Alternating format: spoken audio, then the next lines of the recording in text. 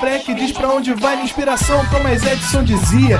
É 1% e o restante o trabalho que faz, então senta o rabo aí que eu vou te ensinar. Sometimes rap is the best way to learn, rapá. Eu não compreendo, pero não puedo hacer. É só estudar e ouvir as dicas que eu dou pra você. Confere suas respostas e faz tudo com calma. Manda bem na redação, faz do fundo da alma. Esse é o tópico frasal, ainda tem argumentação. E a resposta pra você eu deixei na conclusão. Se tá nervoso, se acalma pra mandar bem. E se liga nos vídeos que eu te preparo pro Enem.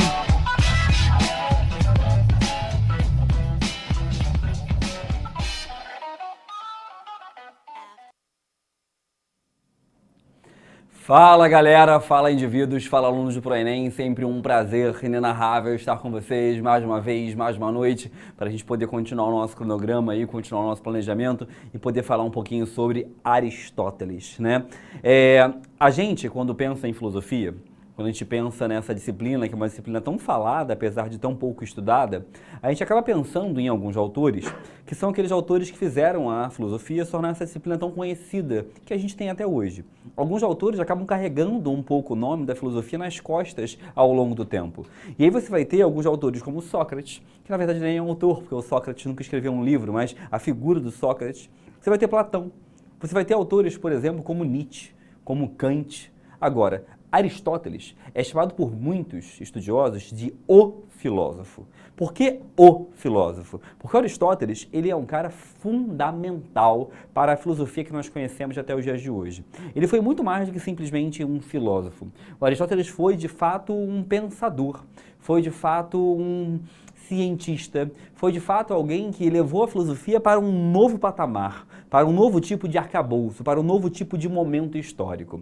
Antes de começar a aula e te falar diretamente da teoria aristotélica, eu preciso te contar algumas coisas sobre ele. Primeiro, Aristóteles, apesar de fazer seu nome e se tornar conhecido na cidade de Atenas, Aristóteles não era ateniense. Ele nasceu em uma cidade chamada Estagira. Por isso, talvez você encontre em algum lugar pela internet ele chamado de Aristóteles de Estagira. Estagira é uma cidade que fica na Macedônia. Macedônia era uma região ao norte do mundo grego. Ele nasce nessa cidade em uma família rica, com poder econômico, com poder financeiro. Aristóteles não era pobre, não era alguém sem condições econômicas, mas nasce na Macedônia. A Macedônia, né, a cidade de Estagira, estava longe de ser um grande centro intelectual à época. Era uma área que não tinha esse glamour intelectual, esse glamour cultural. O que vai acontecer é que ele, muito jovem, com apenas 18 anos de idade, é levado para Atenas. É levado pelo seu pai para Atenas, porque Atenas era vista à época como um grande centro intelectual, como um grande centro reflexivo.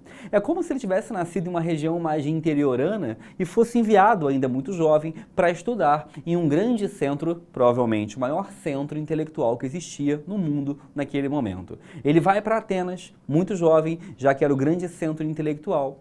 E lá, em Atenas, ele vai começar a acompanhar, a vivenciar a realidade próxima de um mentor, de um pensador e de um filósofo que vocês viram comigo recentemente, chamado Platão.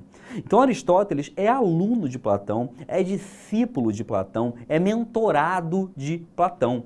Platão vai ser um cara que realmente vai ter uma escola de pensamento filosófico chamada Academia Platônica e muitos alunos passam por essa escola. Entre eles a figura de Aristóteles, que vai ser o aluno mais famoso dessa escola, com sobras. Aristóteles, então, como eu te falei, não é um grego. Ou não é pelo menos um grego ateniense.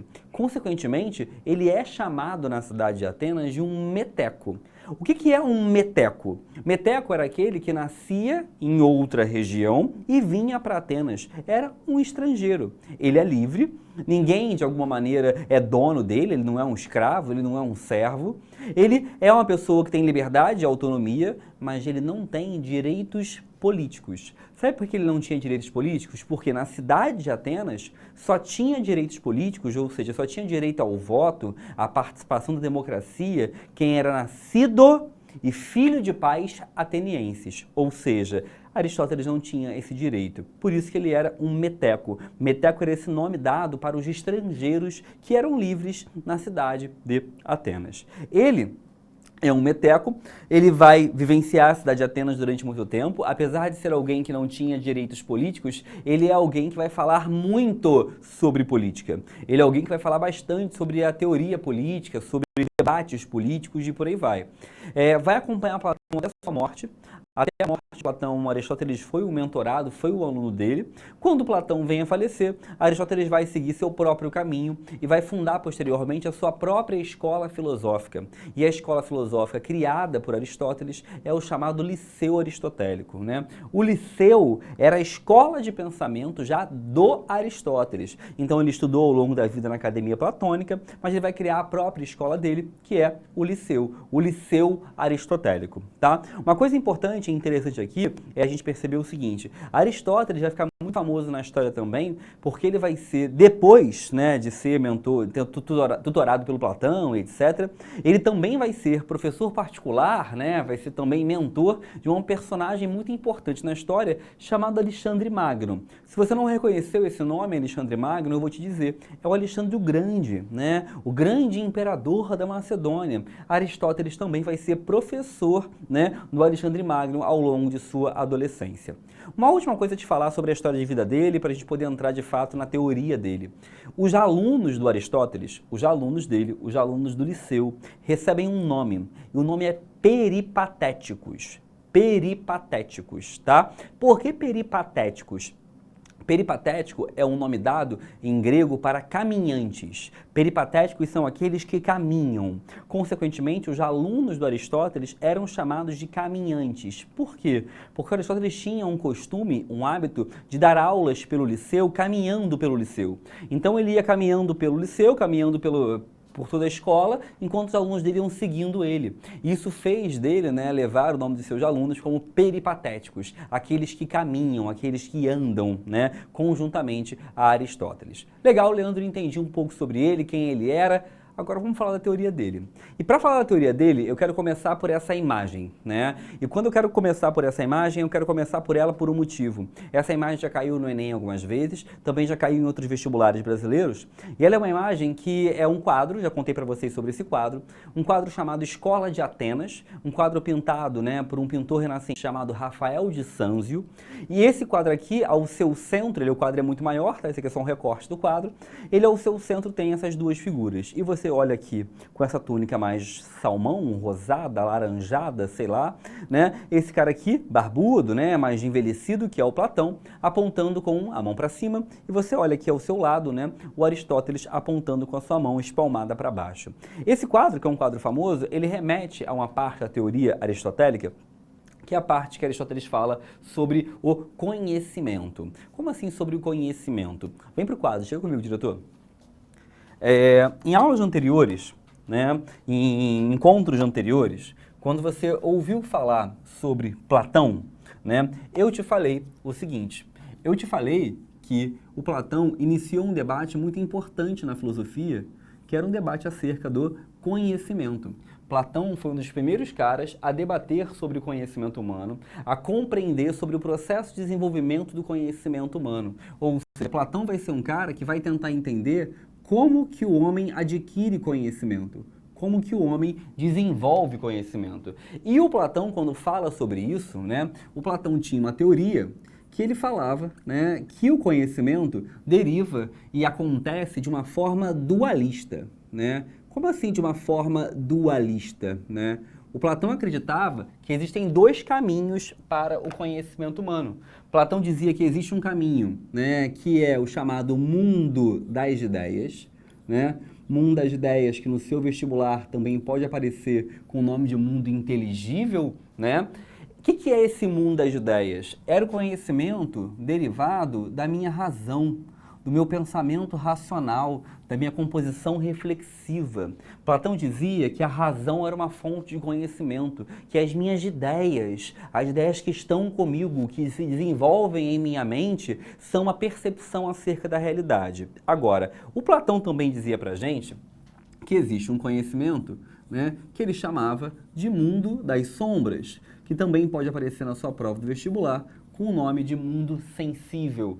Esse mundo das sombras é o mundo dos sentidos. Ou seja, é o mundo que eu observo na minha realidade, que eu vejo, que eu toco, é o mundo que eu ouço, é o mundo que eu vivencio com os meus sentidos, visão, audição, tato, paladar, olfato, na realidade em que eu estou presente. A grande questão aqui é que o Platão, ele está dizendo pra gente que existem dois caminhos distintos, né, dois caminhos separados, né, de como um homem pode chegar ao conhecimento. É o conhecimento que nós vamos chamar de um conhecimento dualista. Só que tem uma coisa importante, né? Quando ele fala que é dualista, porque tem dois caminhos, você pode, se de forma enganosa, pensar assim, ah, Leandro, se é dualista, é porque o Platão valoriza os dois caminhos. Você está errado. Sabe por quê? O Platão vai dizer pra gente que apesar de nós termos dois caminhos para o conhecimento, um caminho é o conhecimento verdadeiro. Um caminho é o conhecimento realmente válido. Platão dizia pra gente que o caminho do mundo das ideias, da razão, da reflexão, é o caminho correto para se chegar à verdade, é o caminho correto para se chegar ao conhecimento. Platão defendia essa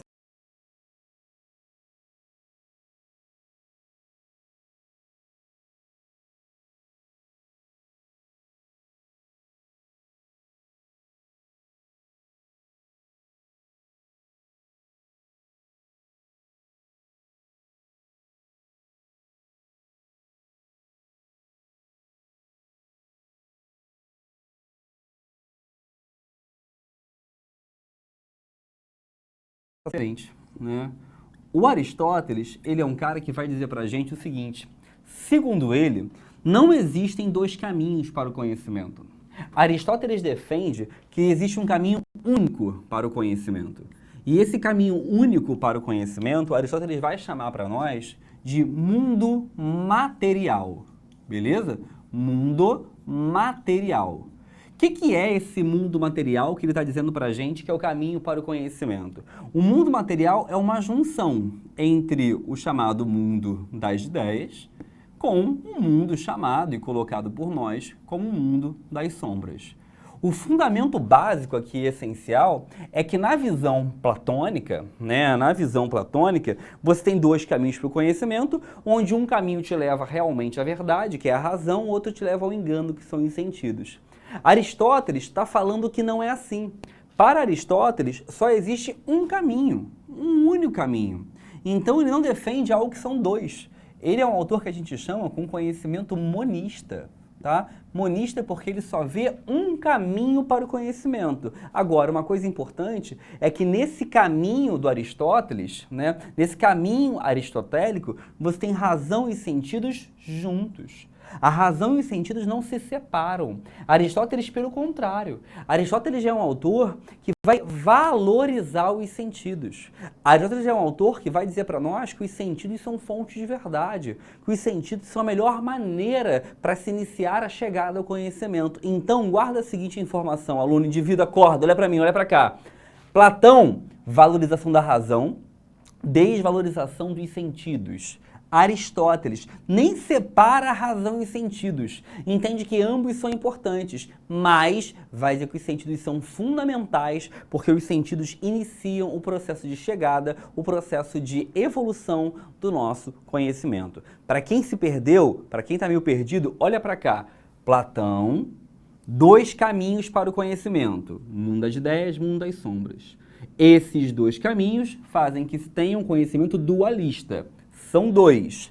Esse conhecimento dualista, mas o Platão, na verdade, valoriza somente um deles. Platão vai dizer que existe um conhecimento que leva à verdade, que é a razão, e um que leva ao engano, que são os sentidos. Aristóteles vai pegar essa ideia e vai transformar. Vai dizer, na verdade, que as ideias e as sombras andam juntos, não são separáveis. Aristóteles não acha que dá para separar uma coisa da outra. Para ele, as duas coisas são uma coisa só. E essa coisa só ele vai chamar de mundo material. E esse mundo material, para ele, é onde está a verdade, é onde se chega ao conhecimento. Agora, nesse mundo material, ele valoriza as sombras, ele valoriza os sentidos. Ele não acha que os sentidos são enganosos, levam um erro, não. Ele entende que os sentidos têm um papel aí na chegada ao conhecimento. Vou responder algumas dúvidas aqui, antes da gente poder continuar, tá? Deixa eu olhar ali para as perguntas. John mandou assim, Boa noite, Leandro. Você disse que Aristóteles foi o mais importante discípulo de Platão e por isso a gente estuda ele para o Enem. Mas não há nenhum outro discípulo digno de ser citado? Então, John, a verdade é que a gente, né, acaba fazendo nosso cronograma, nosso planejamento, e não só aqui no ProEnem, tá? Tô falando de escolas brasileiras de forma geral, de acordo com duas coisas. Uma, aquilo que os livros didáticos, historicamente, estabelecem como que deve ser estudado e observado. E segundo, né, de acordo com o vestibular. Deveria ser assim? Não. Existe um órgão governamental, que é o Ministério da Educação, que cria lá os padrões, né, os objetivos de aprendizagem que você tem que ter. Mas, infelizmente, o que movimenta as escolas brasileiras é o vestibular. Então, as escolas acabam ensinando simplesmente aquilo que cai no vestibular. Por que vocês aprendem Platão, Aristóteles, sofistas, pré-socráticos? Porque esses autores caem. Né? Então, assim, o meu conselho para você é que, infelizmente, a gente vai ver vários autores interessantes que existem ao longo da história, mas já acabaram não sendo ensinados para nós, acabamos focando somente naqueles que caem nas provas, tá? Júlia, tem algum motivo para Aristóteles estar apontando para cima e Platão para baixo? Tem sim, né? E isso eu queria mostrar para vocês agora. Chega aqui, diretor, rapidinho. Volta lá, desculpa. Tinha que tirar print, tira o print aí. Quem quer tirar print, tira o print aí. O pessoal tá achando que é gravado, fala que é ao vivo, cara. Não, a aula é ao vivo, né? 18/4, ó, são 8h47, né? A aula é ao vivo, estamos aqui ao vivo. Olha só, quem quiser tirar print, tira o print aí e volta para cá. Olha só, na imagem de que está o Platão apontando para cima, Aristóteles para baixo, deixa eu te explicar uma coisa. Quando o Platão aponta para cima, é porque ele quer mostrar que a resposta do mundo, né, está no mundo das ideias. A resposta no mundo está no mundo da razão. A resposta do mundo está no mundo da reflexão, né? E o Aristóteles, quando ele aponta para baixo, né, quando ele espalma a mão para baixo, é que ele quer mostrar que a resposta do mundo está aqui. Como assim aqui? Naquilo que eu toco, naquilo que eu vejo, naquilo que eu ouço. Está na realidade. Não é algo perfeito, idealizado, não é algo ideal, né? Não, né? Então, o Platão aponta para cima é mostrar que a resposta está no mundo das ideias, né? E o Aristóteles, quando aponta para baixo, ele quer mostrar que o mundo é o mundo real, da nossa realidade presente aqui. Tem um monte de gente falando assim, responde José, responde José. O que o José mandou? Eu nem sei que pergunta é essa que o José mandou. Né? As pessoas estão perguntando aí, fala com José. Tá, José, manda de novo aí, né, que eu te respondo, né, que eu não estou achando a pergunta do José. Ele não apareceu para mim aqui a resposta à pergunta do José, tá? Enquanto a galera manda ali de novo a pergunta do José, tá? Eu vou continuar aqui a nossa aula, tranquilo? Ali, chegou a resposta do José. Segura ali, diretor, o chat, que passou ali a pergunta do José. Ali, José AC Júnior. Professor, é muito interessante esse senhor e sua época serem importantes filósofos. Será que se vivessem nos dias atuais seriam tão importantes assim? José, claro que não, né? Claro que não, sabe por quê? Eles são importantes porque foram os primeiros. Eles são os importantes porque eles foram os primeiros a falar sobre esses assuntos. Se hoje o ser humano pode debater sobre inteligência artificial, se hoje o ser humano pode ficar debatendo sobre vida após a morte, se hoje o ser humano pode ficar debatendo sobre a ciência no nível que a gente debate hoje em dia, se a gente vai debater o uso das redes sociais e por aí vai, é porque hoje em dia já se pensou coisas anteriores. Já teve um Platão, já teve um Aristóteles, essa galera já pensou coisas pra gente hoje em dia poder estar pensando outras coisas. Então, se eles vivessem hoje em dia, seriam ninguém. Platão se brota no mundo hoje, talvez não fosse ninguém, né? Mas por ser o primeiro a trazer esse pensamento, ele acaba sendo fundamental. Show de bola, José? Então, o pessoal aí perturbou aí, pedindo pro José venceu, né? Olha só, vamos lá, vamos continuar. Então, repara uma coisa aqui, primeiro. O Aristóteles é um autor que valoriza os sentidos, entende os sentidos como fonte de verdade. A realidade para ele está no mundo material, ou seja, a realidade está naquela junção entre razão e sentidos. Ele nega o dualismo platônico, né? Porque o Platão falava que existem dois caminhos para o conhecimento, ele fala que não, que só existe um, né? E o Aristóteles vai falar que a verdade não está somente no mundo das ideias, né? Na visão aristotélica, existe, na verdade, o mundo das ideias, mas também o mundo das sombras como fonte de verdade, como fonte de conhecimento, como processo, né, que pode levar o ser humano a conhecer alguma coisa, a aprender alguma coisa, tá? E aí, deixa eu mostrar uma coisa aqui, só para você entender, né? O Aristóteles, ele quando fala dessa tentativa de chegada ao conhecimento, e ele fala que o mundo material é a forma dele enxergar, né, essa junção entre razão e sentidos, Ele vai falando que os sentidos são importantes porque os sentidos iniciam o conhecimento. Os sentidos começam o processo de conhecimento. Eles dão o start a esse processo de conhecimento. E esses sentidos aqui, né, eles vão se apresentar para nós de várias maneiras. Quer ver uma coisa? Pensa numa panela pegando fogo. Uma panela. Não pegando fogo literalmente, tá? Uma panela no fogo, né? Uma panela no fogo lá com água quente dentro. Se você tem uma panela no fogo com água quente dentro, você sabe muito bem que pegar a sua mão e colocar nessa panela quente, e falar, meu dedo tá todo sujo de pilô, né, de caneta, né? Você colocar a mão na panela quente, você vai se queimar. Você sabe disso. Ai, Leandro, mas eu sei disso porque eu já me queimei. Tá, talvez. Talvez alguns de vocês já tenham feito essa besteira de colocar a mão na panela quente. Mas vários de vocês nunca fizeram isso e sabem também que não deve se fazer. Sabe por quê? Porque o ato de você encostar a mão numa panela quente, só de se aproximar, você sente uma sensação de calor. E isso gera para você uma percepção, um conhecimento de que aquilo está errado, de que aquilo vai te gerar dor, de que aquilo vai te gerar algum tipo de mazela, né? Então, a sensação, ela gera na sua mente uma memória. A sensação da panela quente gera em você uma memória. Essa memória é uma experiência. Como assim? A junção entre o ato de eu encostar a mão na panela, me aproximar da panela, memorizar aquela sensação, isso é uma experiência. A junção da sensação de encostar com a memória que eu guardei, a gente chama de experiência. Essa experiência é uma experiência que me diz o seguinte: encostar a mão em panela quente gera dor. Encostar a mão em panelas quentes gera que eu fique dolorido. E aí, eu posso tentar começar a solucionar isso. Como é que eu faço para encostar numa panela quente sem me queimar? Eu posso colocar uma luva, eu posso colocar um pano e por aí vai. Isso seria uma técnica ou uma arte. A arte ou a técnica é um caminho que eu tento encontrar para solucionar aquilo que minha experiência me demonstrou. Se isso dá certo, é uma ciência. Ué, como assim? O que é ciência? Ciência é algum tipo de questão, de solução, é algum tipo de resposta para os nossos dilemas. Se eu tenho um dilema de encostar a mão na panela quente e eu consigo perceber e encontrar algo para responder isso, isso é ciência. E você pode falar, Leandro, me perdi, entendi nada do que você falou aqui agora. Calma, só quero te mostrar uma coisa, que o Aristóteles, quando ele é um autor que começa a valorizar os sentidos, ele começa a ser um autor que dá margem para a ciência evoluir, para a ciência crescer. Porque ele vai ser um autor que vai dizer que os meus sentidos, as minhas experiências, as minhas sensações levam a chegada ao conhecimento, desenvolvem um tipo de conhecimento. Tranquilo? Beleza? Deixa eu mostrar uma outra coisa aqui, que essa parte é importante, eu quero que fique muito claro na cabeça de vocês, tá? O Aristóteles, ele é um autor que valoriza o mundo material.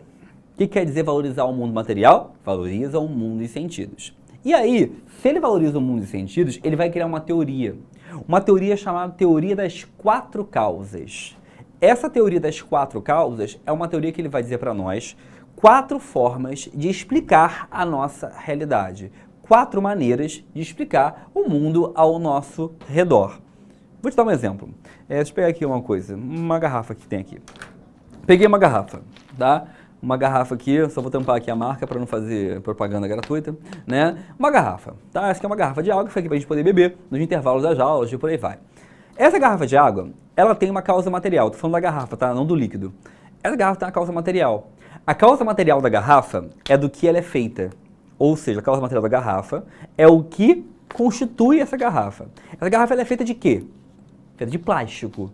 Então a causa material dela é o plástico. O plástico é a causa material, ou seja, é o que a fez, é o que a constitui. Um outro exemplo, tem aqui uma régua, né? Uma régua, né? Essa régua de quadro branco, né? Ela tem uma causa material, que é o que? É o que faz dela, madeira. É do que ela é feita, beleza? Essa camisa ela é feita de algodão, ou seja, a causa material dela seria o algodão. Causa formal seriam as características, ou seja, causa formal é o que define essa garrafa. Por exemplo, é uma garrafa de 1,5 litros, é uma garrafa que é da cor transparente, é uma garrafa que tem uma tampa azul, beleza? São as características dela, são a causa formal. A régua, essa régua, ela é uma régua que tem aqui quantos centímetros? Não faço a menor ideia. Ela está escrito pro Enem, ela é uma régua que é meio marrom, tá meio rabiscada aqui, né? Ou seja, são as características que definem ela. Essa blusa é uma blusa preta, tamanho G, que tem aqui o símbolo da Prodígio Educação aqui na frente, ou seja, são as características, é o que a define, tá? Causa eficiente. A causa eficiente é quem fez. A causa eficiente é quem realizou. Exemplo, quem pegou a madeira e transformou em régua, né? Quem pegou o plástico e transformou em garrafa. Quem pegou o algodão e transformou em camisa. Hoje, quem faz isso são marcas, né? Aqui no caso, eu já mostrei a marca mesmo, né? Foi a Minalba, né? Ali, no caso da régua, é a marca Souza, né? A blusa deve ter uma marca que fez aqui a blusa e por aí vai. Só que na época do Aristóteles, não existiam essas marcas. Na época do Aristóteles, quem fazia e transformava o plástico em garrafa era uma pessoa. Quem transformava a madeira numa régua era uma pessoa. Quem transformava o algodão em camisa era uma pessoa, né? Ou seja, a gente tem que entender uma coisa importante. Quando eu falo para você dessas 4 causas, eu estou falando do seguinte: causa material é do que um objeto é feito, causa formal são as características que definem esse objeto, causa eficiente é quem transforma a matéria no objeto e causa final é para que serve, qual é a finalidade daquele objeto, ou seja, para que aquele objeto foi construído. Um exemplo, a garrafa foi construída para a pessoa poder guardar um líquido, a régua foi construída para você poder fazer uma reta num quadro, né? A blusa foi construída para eu poder vestir, é a finalidade. Ah, Leandro, legal, entendi. Você está me falando que qualquer objeto no mundo, qualquer coisa no mundo tem 4 causas, tá certo? Tá, é isso mesmo. Qualquer coisa no mundo, segundo Aristóteles, vai ter essas 4 causas. Agora, eu quero que você entenda como se descobre essas 4 causas. Material é o que forma aquele objeto, formal é como aquele objeto é, eficiente é quem fez aquele objeto, final é para que serve aquele objeto. Quando eu falo com vocês essas 4 causas, uma coisa fundamental é você perceber o seguinte, ele vai falar isso de tudo, inclusive de nós. Ué, como assim de nós? Inclusive de nós. Eu, você, nós temos também causas materiais. Nós temos também causas formais, causas eficientes e causas finais. Ué, Leandro, temos? Temos. E aí, vamos lá. Qual é a minha causa material? Ah, Leandro, são células, compostos orgânicos. Legal, beleza. Qual é a minha causa formal? Ah, eu sou um cara, eu tenho 1,76 m, eu tenho uns 80 e poucos quilos, eu tenho cabelo meio grisalho, eu tenho barba, minha pele, tom de pele branco, ou seja, são as minhas características, é a minha forma, beleza? Qual é a minha causa eficiente? É quem me fez, Dona Norma, né? Minha mãe. Ou seja, agora, qual é a causa final? Para que eu sirvo? E essa que é a pergunta. O Aristóteles vai falar, e vai fazer uma pergunta importante, que é o seguinte: se tudo no mundo tem uma causa final, se tudo no mundo tem uma causa, uma finalidade, nós, seres humanos, também temos. Nós, seres humanos, também temos uma causa final. Ué, Leandro, mas cada pessoa pode ter sua mesma causa final? Não, não. Para ele, a causa final é a causa final do homem, né? Ou seja, é a causa final da humanidade, né? Alguém pergunta, ele fala a idade, eu tenho 34 anos, beleza? 34 anos. Olha só, a causa final, ela é a finalidade, ou seja, é para que serve, né? Qual é a finalidade de todos nós. E aí ele vai falar uma coisa muito fofa, né? Ele vai dizer que a causa final do homem, aquilo que a gente serve, a nossa finalidade de existência é ser feliz, né? Eu até brinquei no nosso último encontro que isso é fofo, né? Porque é quase meio coaching, né? A causa final do homem, né? A causa final da humanidade é a felicidade. É atingir a felicidade. Felicidade como nossa finalidade de existência, né? Felicidade como nossa finalidade de ser. Nós nascemos para ser feliz. Nosso objetivo de vida é ser feliz, né? Nosso objetivo maior. E aí você fala, pô, Leandro, legal, entendi, né? Eu nasci para ser feliz, essa é a minha finalidade. Pô, mas isso é pouco, né? O ponto e a pergunta é como a gente chega a isso, como a gente descobre, como a gente entende isso. Diretor, vem para cá. Repara uma coisa importante. Quando ele fala que todos nós temos uma causa final, né? Existe um termo em grego para isso aqui. Ah, Leandro, agora eu tenho que aprender grego. Tem que aprender grego, mentira, tem não. Né? Mas assim, tem alguns termos de grego que a gente utiliza na filosofia. O termo para causa final se chama telos, beleza? Falar telos é a mesma coisa que falar causa final. A causa final do homem é a felicidade, tá? Essa felicidade, né, que é a causa final do homem, Aristóteles chamava também de um outro nome. Ele chamava de eudaimonia, ou seja, a causa final do homem, o telos do homem é a eudaimonia. A grande questão é como eu chego a essa eudaimonia, como eu chego a essa felicidade. Se eu nasci para ser feliz, se meu telos é ser feliz, se minha finalidade é ser feliz, como eu chego a isso? Como eu consigo isso? Essa felicidade, segundo ele, né, depende de duas coisas. A primeira coisa, ele vai falar que se eu quero ser feliz, eu tenho que ser uma pessoa com virtudes, né? Virtudes são qualidades. Entre essas qualidades, uma se destaca, que é a ética. Eu preciso ser alguém ético. Quando ele fala que eu tenho que ser alguém ético, ele está dizendo o seguinte, que eu tenho que adotar a ética em meu cotidiano. E aí você tem que perguntar, legal, Leandro, agora o que é ser ético? Ser ético é ser alguém que adota uma postura de mediana. O que é uma postura de mediana? Uma postura em que você não tem nem exageros, nem faltas. Você não tem nem excesso, nem abundância. O comportamento de mediana é um comportamento em que você tem uma vida, em que você escolha ter comportamentos, em que você escolha ter atitudes baseados no meio termo das ações, no meio termo das escolhas. Então eu não tenho que ser uma pessoa que estude 24 horas por dia, mas também não posso não estudar. Eu não tenho que fazer exercícios o tempo todo da minha vida, mas também não posso deixar de fazer. Eu não tenho que comer até passar mal, mas também não posso passar fome. É uma vida baseada no médio, na mediana, no meio do caminho. Ele vai dizer que ser ético é adotar isso para a sua existência. Você sempre ser mediano no trato com as pessoas, no trato no trabalho, no trato na escola. É buscar uma mediana nas ações, nos seus comportamentos, tá? Uma outra coisa que ele vai dizer pra gente é o seguinte, que para você atingir a felicidade, você tem que ter uma vida política. E aí você fala, pô, Leandro, como assim a vida política? Para ser feliz eu tenho que me envolver com política? Eu tenho que ser candidato? Eu tenho que estar num partido? É isso? Não. Política para Aristóteles é muito mais do que simplesmente o ato de você ser um candidato, estar num partido ou algo do tipo. Não. Política para Aristóteles é a vida em comunidade. É a vida coletiva. Ele falava uma coisa que é, o homem é um animal político. Se o homem é um animal político, o homem é um animal que nasceu para ser político, para ser coletivo, para viver coletivamente, para trocar com os outros, para dialogar. Ele fala que o homem não vai nascer sozinho, viver sozinho. Ou seja, eu tenho que ter uma vida em que eu tenha ética como ação, mas que eu também viva politicamente, ou seja, também viva coletivamente, também debata coletivamente na minha sociedade, na minha vida, na minha escola, no meu trabalho, na minha família, onde eu estiver.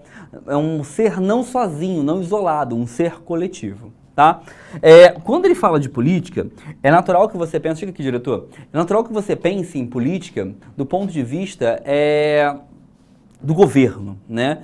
E o Aristóteles também fala do governo, né? Se ele fala que a intenção do homem é ser feliz, ele vai dizer que o governo, que o Estado, tem que tentar ajudar nisso, né? O governo tem que tentar ajudar em como nós vamos chegar a essa felicidade. O governo tem que tentar chegar e ajudar a esse bem comum, a esse bem dos indivíduos. E aí ele fala uma coisa que é interessantíssima, que ele vai dizer o seguinte, ao contrário de Platão, que queria estabelecer um governo ideal, uma cidade perfeita, né? A cidade idealizada ou algo do tipo, o Aristóteles não quer ofertar ou oferecer uma cidade ideal. O Aristóteles não quer falar, não, esse aqui é o modelo ideal de governo, é um modelo perfeito. Não. Aristóteles vai dizer que existem governos bons, governos ruins. Existem modelos que funcionam, modelos que não funcionam. E ele vai dizer que esse modelo vai variar de cidade para cidade. Algumas cidades vão se adequar melhor com um modelo, outras com outro. Ele vai falar uma coisa interessante que é o seguinte. Ele vai dizer que dá para ter um governo de um homem só governando bem. Dá para ter um governo de uma realeza, de uma monarquia, de um monarca que mande sozinho, mas um monarca que governe coletivamente. Cara, eu não consigo, eu tenho um problema que assim, vocês vão falando no chat, eu acabo lendo algumas coisas, eu não leio o tempo todo, mas algumas coisas eu leio. Alguém mandou ali, a tatuagem dele é uma pizza. Alguém mandou aqui assim, onde vocês viram uma pizza? Isso aqui? Não, não é uma pizza, gente, é o Maracanã, tá? Não é uma pizza, tá? Respira aí, gente, não se tira uma pizza daqui, meu Deus do céu, né? Olha só, aí você vai falar para nós uma coisa que é o seguinte, existe, né, a possibilidade de ter um governo de um homem só que seja um bom governo. Esse governo de um homem só que seja um bom governo é um governo que busque o bem comum. Mas também pode ter um governo de um homem só que seja ruim, que seja péssimo. Um governo de um homem só que seja ruim, que seja péssimo, é uma tirania. É um governo tirânico. É um governo que tenta impor a vontade dele sozinho. Tá? Ah, Leandro, dá para ter um governo com poucas pessoas que seja muito bom? Dá. Dá para ter um governo com poucas pessoas muito bom. É uma aristocracia, é um grupo no poder, né? É um grupo no poder, olhando, organizando, pensando no bem comum. Se esse grupo começar a governar somente para si, vira uma oligarquia, né? Defendendo somente seus próprios interesses. Mesma coisa, um governo democrático, republicano. Dá para ter um governo republicano, democrático? Dá, claro que dá. Mas se esse governo republicano democrático começar a privilegiar uns e negar outros, vira uma demagogia. Né? Demagogia é um governo que privilegia somente alguns grupos. É uma democracia corrompida. Então você repara que ele está dizendo para nós que qualquer governo que preze o bem comum é um governo interessante, é um governo válido, tá? A gente vai ter mais 2 aulas de Aristóteles, tá? Que a gente vai falar de lógica aristotélica, são os nossos próximos encontros, tá? E a gente vai falar um pouquinho sobre a parte de lógica, que é uma outra parte da teoria aristotélica. Ele é um autor tão grande, né, que a gente vai falar bastante aí sobre ele, tá bom? Meus queridos, excelente noite para todos. Daqui a pouquinho tem mentoria, né, para quem for assinante da plataforma, né? E a gente vai trocar essa ideia lá na mentoria. Abraço, tchau, tchau. Assista nossas aulas a hora que você quiser. Vem com o Pro, o cursinho online que mais aprova no Enem. Assine em proenem.com.br.